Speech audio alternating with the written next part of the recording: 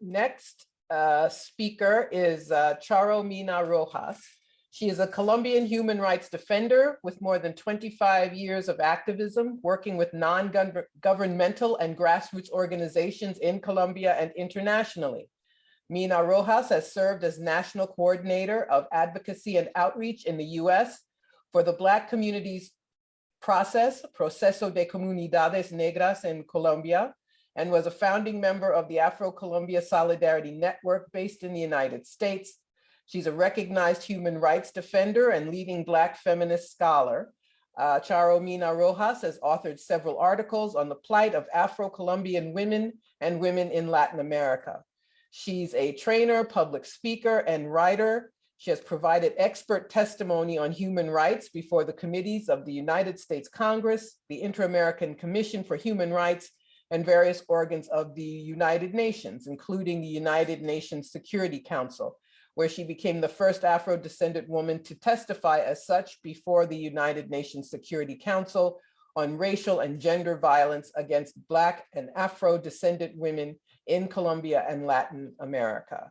Charo Mina Rojas. Unmute and turn on your camera. Thank you.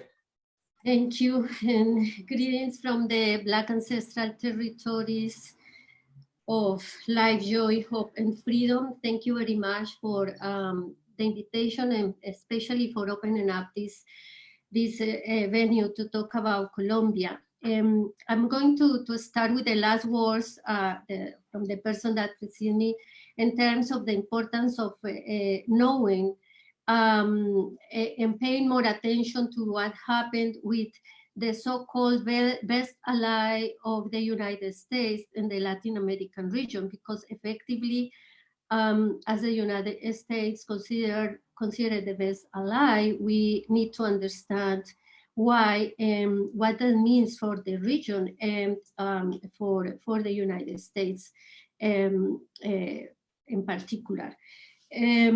One thing that I would like to also address in terms of Colombia and the actual situation is to complement the context that you just heard is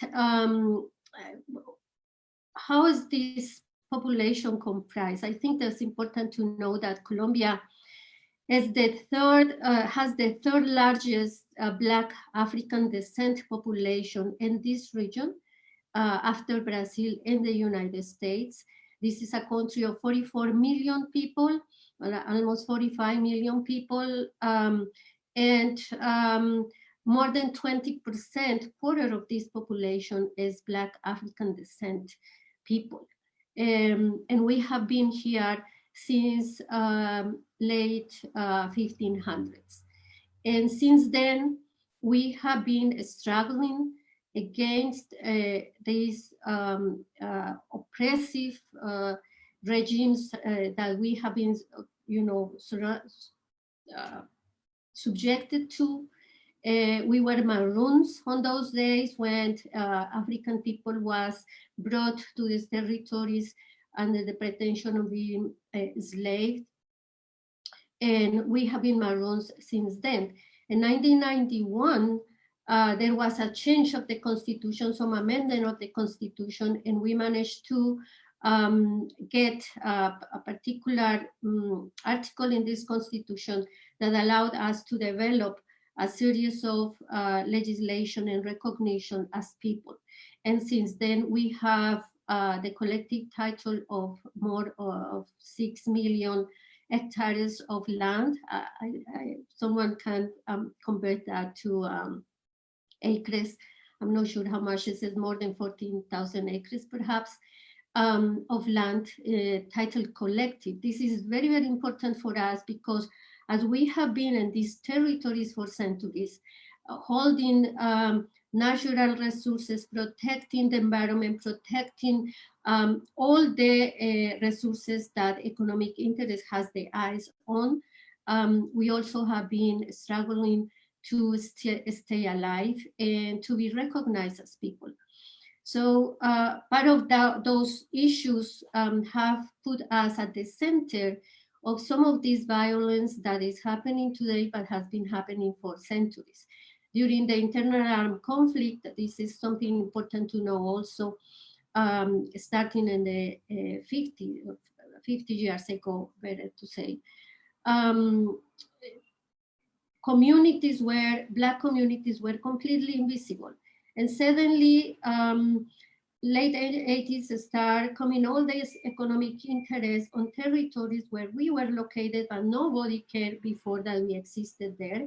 And since then, violence has been totally concentrated on these territories. So when we face this national strike today, we have to add, as Black African people, we have to add to the struggle in this national strike, the centuries and the decades of struggle that we have having to defend the life and the territories where we have been located for all this time. And this is very important because these are also strategically in the region, and I'm glad that Margaret showed you that map.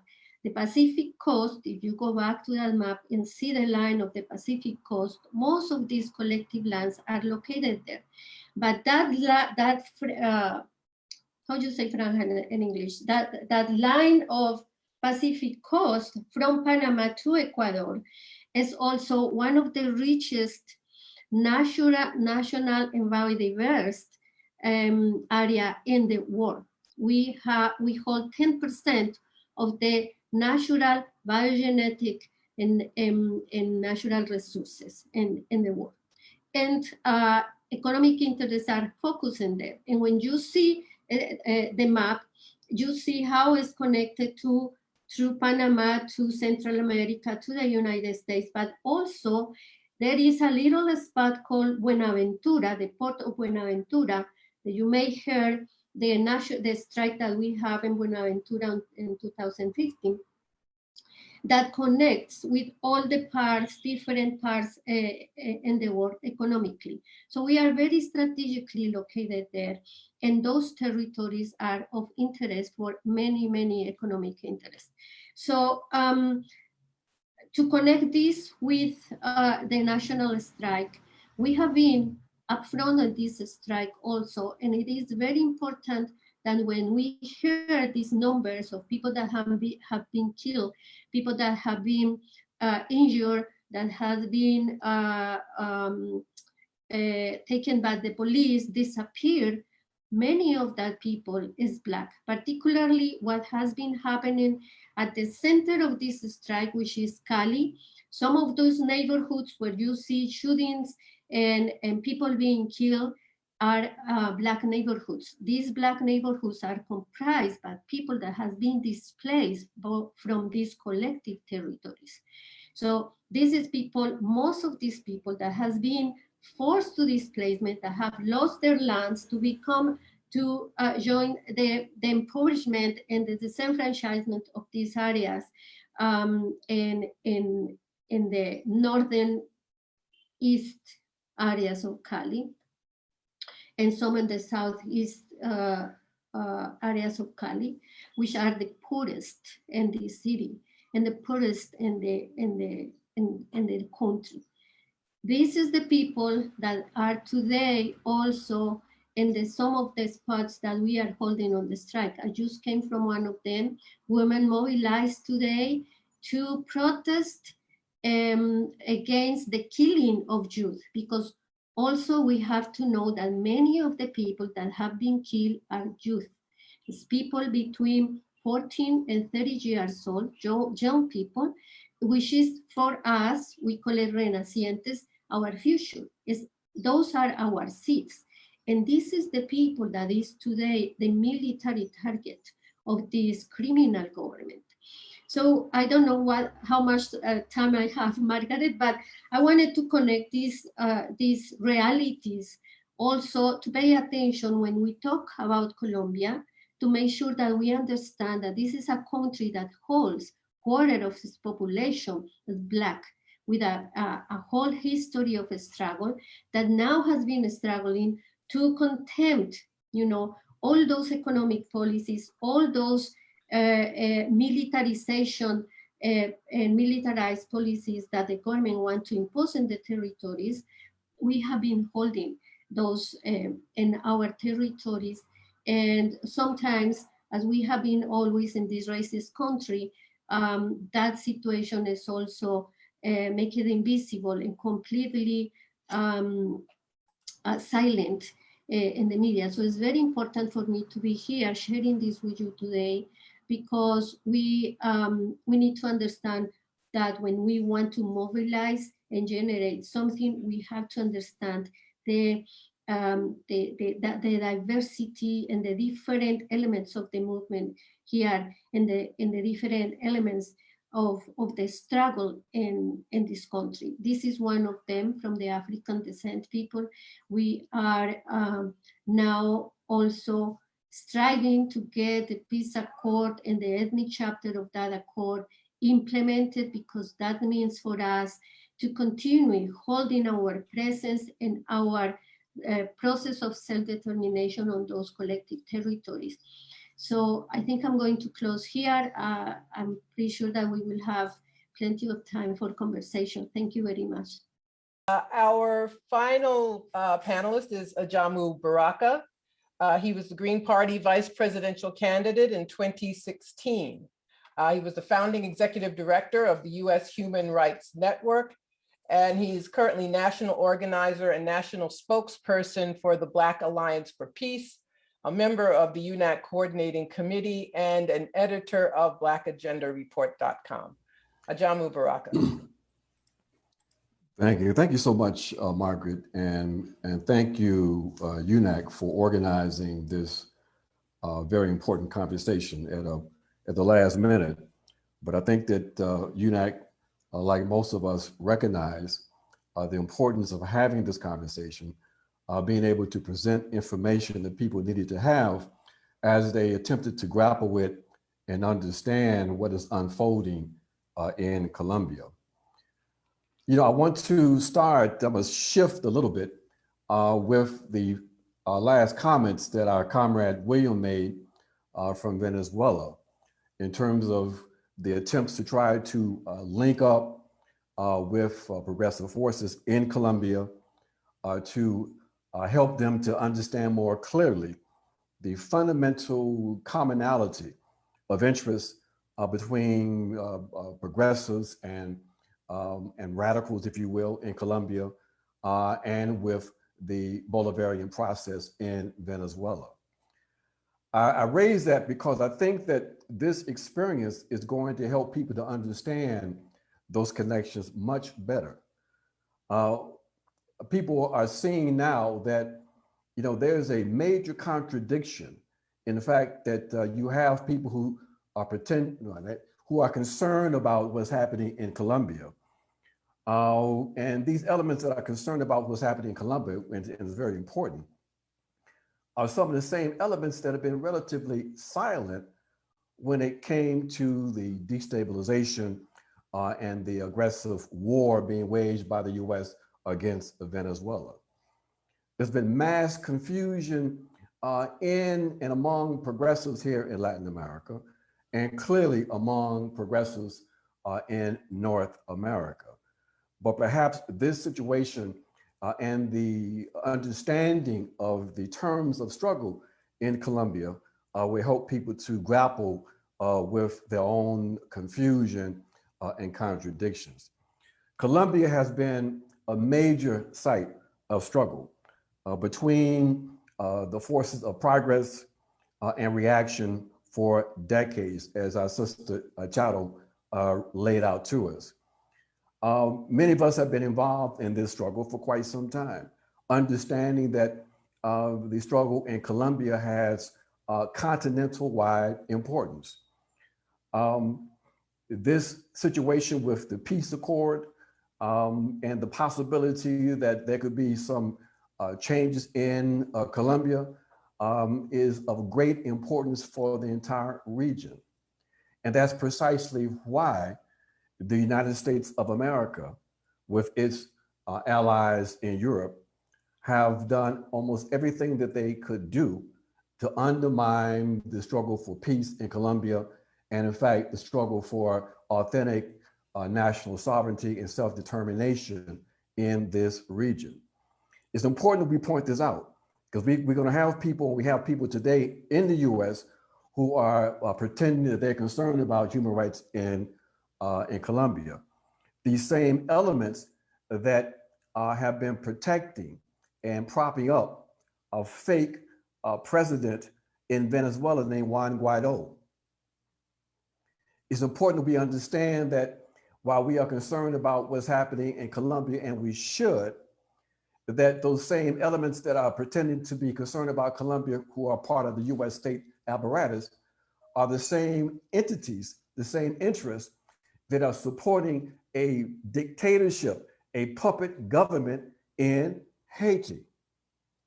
So we've got to make these connections and understand what it is we're up against in trying to bring about fundamental change here in the Americas. That's why here in the Black Alliance of Peace and in UNEC, we understand those connections. We understand that what we're up against is an imperialist apparatus that has common interests that are opposite to the common interests of the masses of the people. And that's how we have to understand Colombia, that this is just one particular manifestation of this long fight that's taking place here in this region. What we see in Colombia and with the national strike was the natural reaction from the years of neoliberal economic policies. They have created the poverty and the suffering in this country, and indeed in countries across this region, including in the United States of America.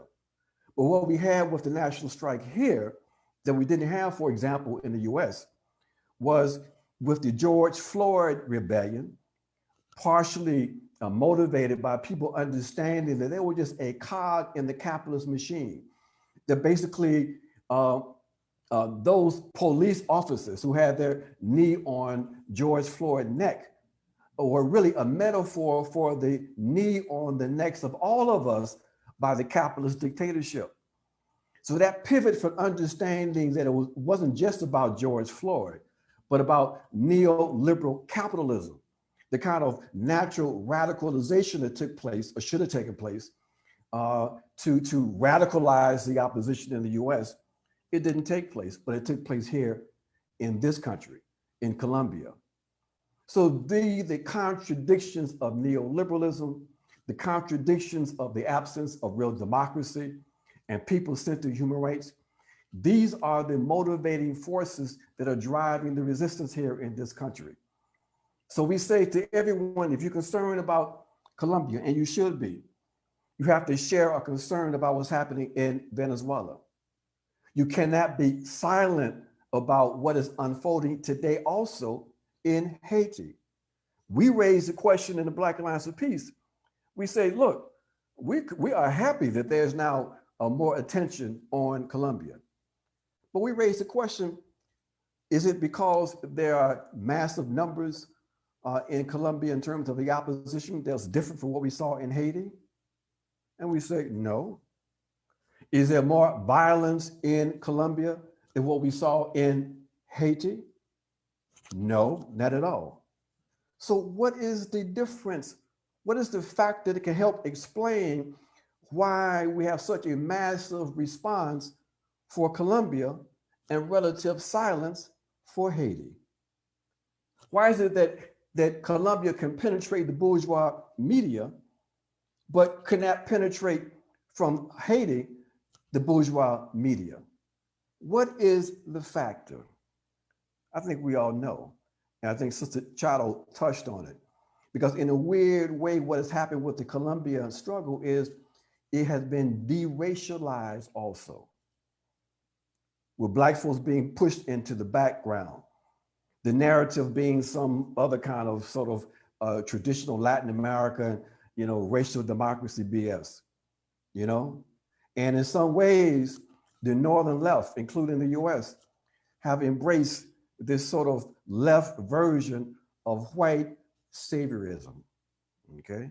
So we say, if you're concerned about what's happening in Colombia, and I know you are, we've got to also confront social imperialism among the left in the US.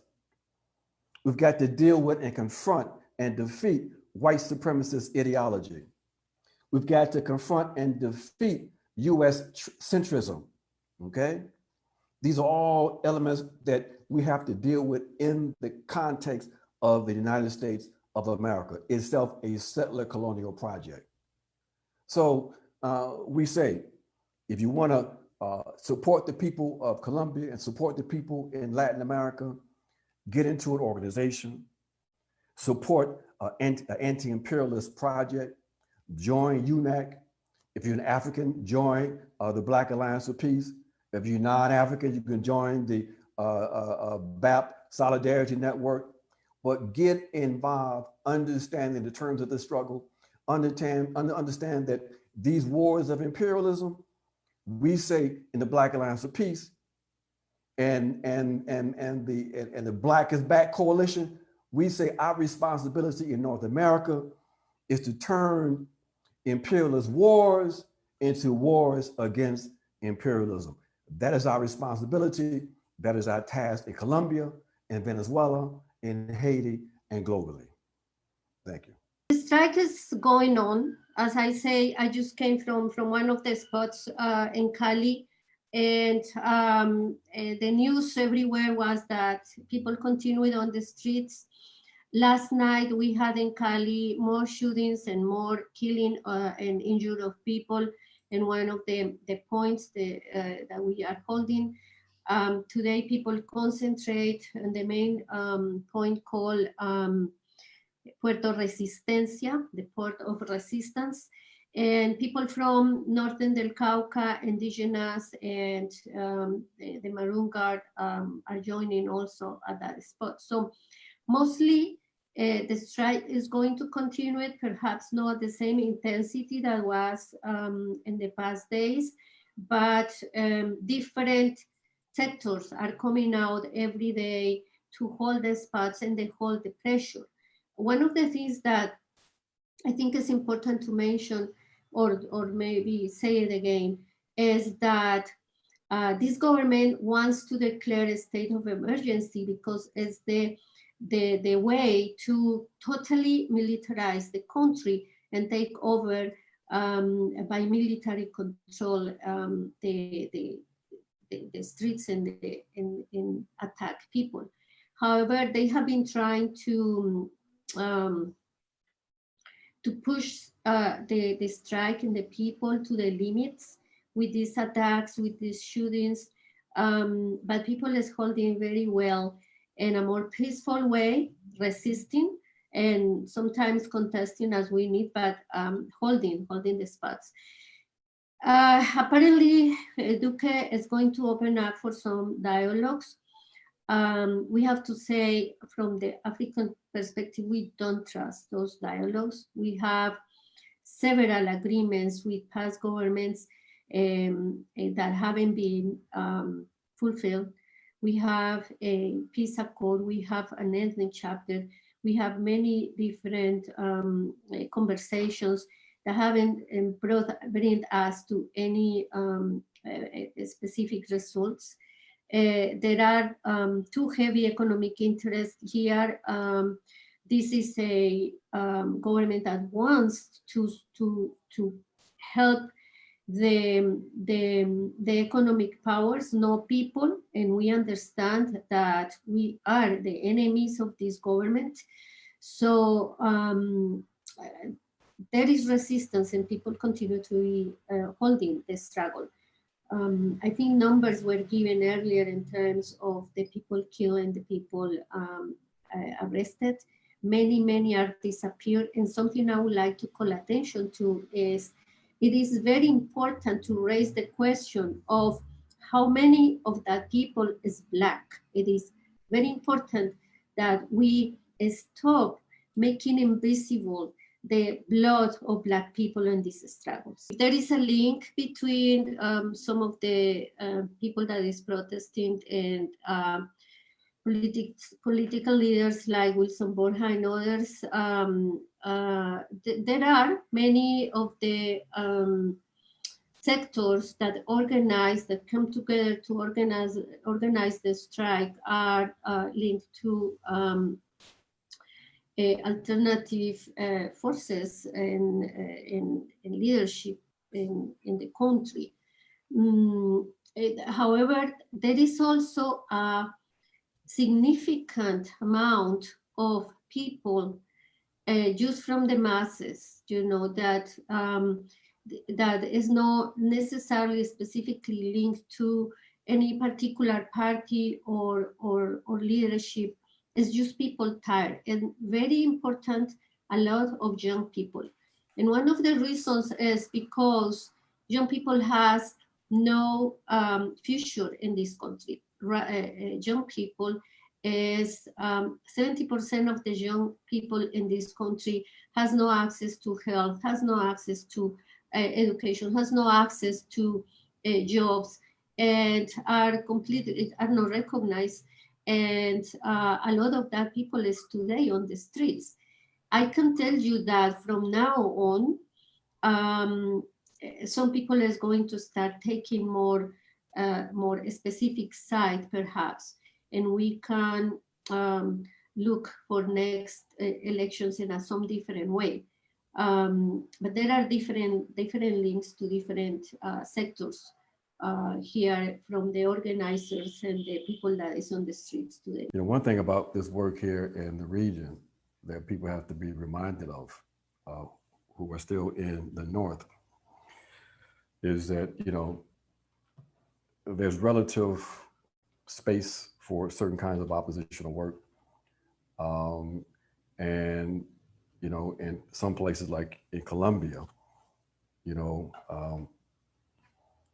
there is the danger level for oppositional forces a little bit more intense than we might find right now in North America. It's getting that way in North America, but right now there's more quote unquote democratic space, if you will.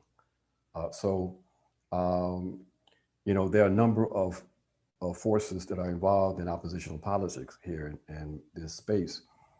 There are forces that are part of the national strike that are responsible for organizing this national strike.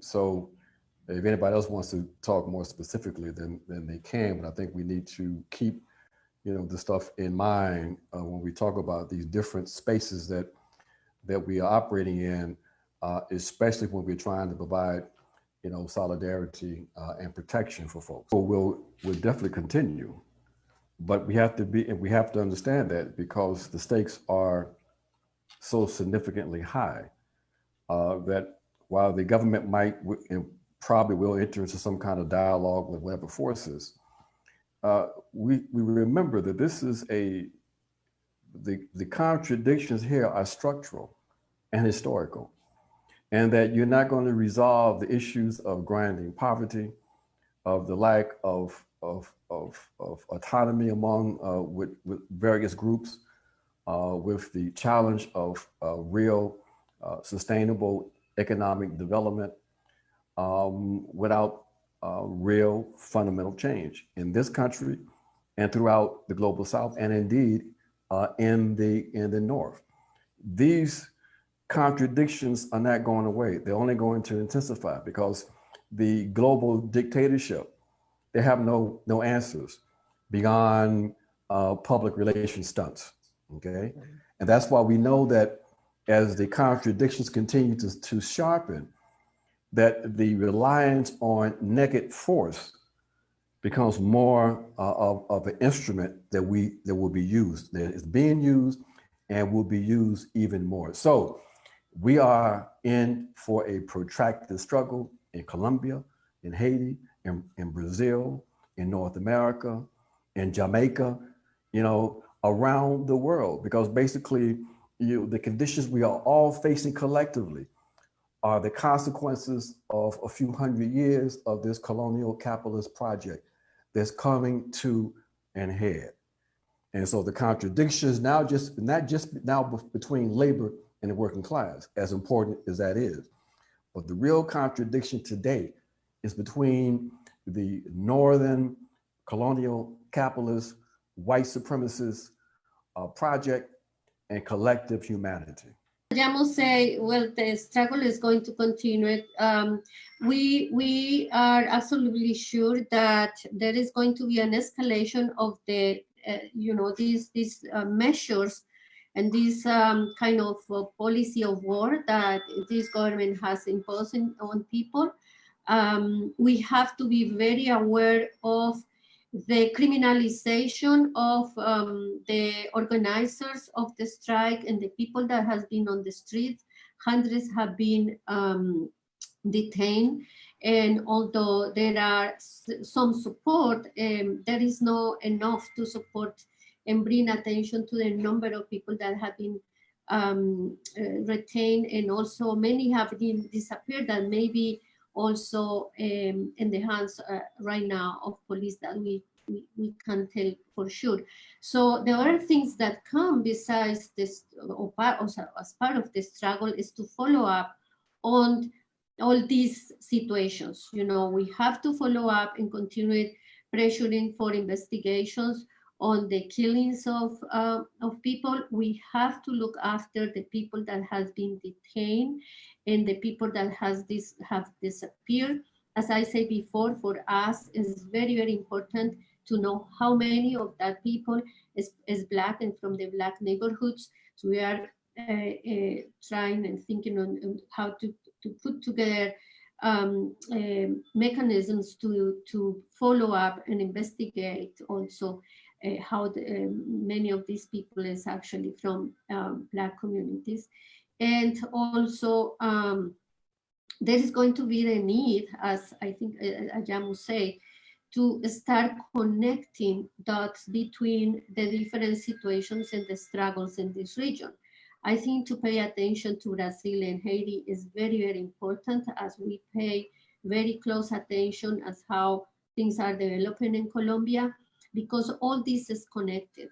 And also be following up on Biden's policies toward Colombia, because right now he's playing a like kind of nice card, but considering the interest in the long-term relationship of Colombia with the United States, we cannot just be content, or believe really that things are going to be different. There are way too many interests on this. So we gotta keep very attentive of the situation. President was elected in 2018. He goes until 2022. So next year we will be holding elections. Right now there is a coalition of people from the left, led mostly by Gustavo Petro, a coalition of different forces, and then there is a large independent sector right now led by Francia Marquez, which are kind of pulling for this next campaign or the coming campaign. So 2022, next year, is the next election. Thank you. But Duque is not running again, right, Charo? Because you only can run once, right? No. He can rise. No, I mean at this moment he could, but the thing is, his party is going to pull out a candidate, and we will have to see who is put out. Who is put out there for his party, which is Álvaro Uribe's party, Centro Democrático. But I mean, it is very clear that although right-wing forces are pretty strong, and the reason he was elected on 2018 is because those elections were under the gun. Basically, this is going to be a completely different process and campaign. Indigenous and Afro-descendant people in Colombia are severely impacted by the war that has been happening here in general. Since 2016, when the peace accord was signed, the reorganization of armed forces between paramilitary, narco-traffic, in collusion with military forces have been encroaching the indigenous and Afro-descendant communities. And 40% of the attacks against social leaders, human rights defenders, are against indigenous and Afro-descendant people. And there is also a severe increase on disappearances and killing of young people. And I cannot stress this enough. Young people is right now, as it is women, the center of this violence and this war. We, the Black Communities Process, documented just last year 440 cases of violence against Black Afro-descendant people in the country. And we had 3 massacres of youth last year, 17 youth killed in a matter of 2 months. We had 90 people had been assassinated between 19 and 30 years old in this country, all of them Black.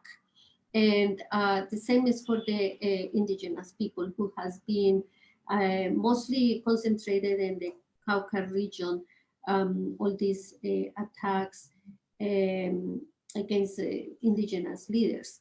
So the situation for us here is very complicated, very dangerous. People is criminalized. Now the Maroon and Indigenous Guards are also called terrorists. And the Minister of Defense is calling the young people the war machines. That says a lot in a country where young have become the military target of many police and military operations. And also young women, young indigenous and Black women, the center of sexual violence, very, very young, from the age of 6, 8 years old. I'm talking about babies, which for us, as I said earlier, is very significant, because what we feel is that our renacientes, our seeds, have been attacked. And we are about to call this a genocide. You know, we are at the center of this war. Not just this strike, but generally speaking. And they are now focused on our seeds, our renacientes, the people that is going to be holding these flags of a struggle once we are no anymore up front. So it is very is in fact expanding its work into Latin America, and one of the countries that we are working with is Colombia.